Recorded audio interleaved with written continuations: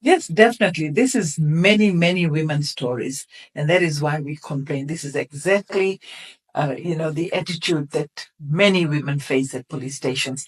And if the alleged perpetrator is a police officer, then double the jeopardy for the woman. And so this, the woman who has put this out has been very brave and has told many, many women's stories.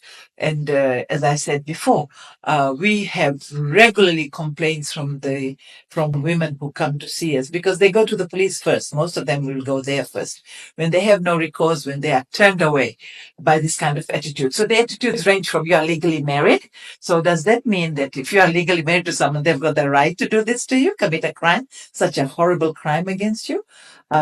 Or you want to make or they'll tell her the onus is on her to keep the family together. They can take you for reconciliation.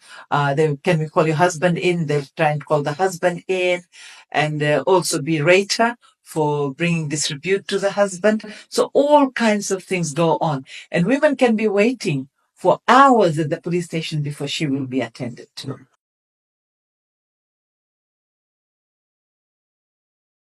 The police need real training on gender violence against women and human rights to understand the dynamics, and they need to get it from experts, local experts who know the situation, and particularly for organizations like the Fiji Women's Crisis Center.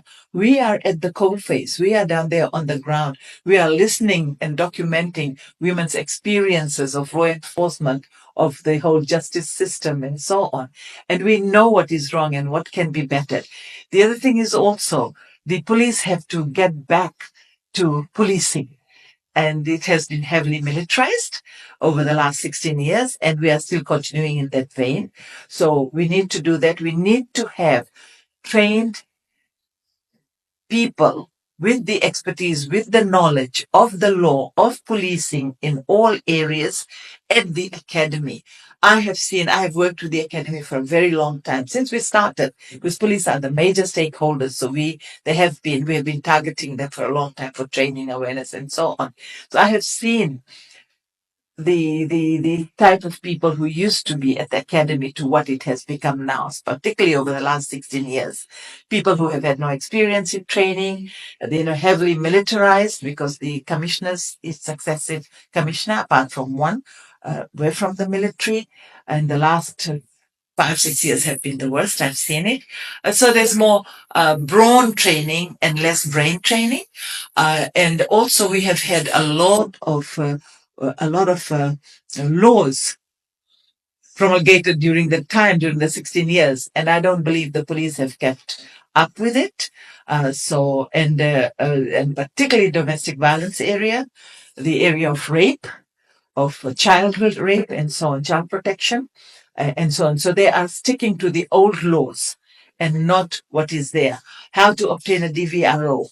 They need to know how to do that, and they can be given the police stations, the forms. They also can get one over the phone with a magistrate. So they need to know the law, and I think that area is really missing. For them to be aware of the law. They have a no drop policy, but that doesn't seem to be working anymore. And so there's a whole lot of things that can be done so that women are protected. It's for the protection of women. Women die. We've even had instances where, at least one that I know of, and many others where women have been stabbed and so on, but where a woman actually died. She was murdered, and exactly the way he said he was going to do it. And when she reported, when he threatened her, the perpetrator, when he threatened her, and she went and reported to a particular police station in Vanuatu. This is about 5 years ago. And the police officer just told her, when it happens, then call us. He hasn't done anything yet. And eventually, a few nights later, a few weeks, no, I think it was about a few weeks later, he went and did exactly that. Chopped her up, and she died. And other women have been stabbed. He has gone and warned the family, warned the woman. They have gone to the police station. And again, it hasn't happened yet. Right. And that's just a threat. We have to take these threats very seriously, and police don't seem to do that. And as I said, double jeopardy if it's a police officer who is the perpetrator, despite the policies that the police have, that zero tolerance to domestic violence and so on. It doesn't happen that way.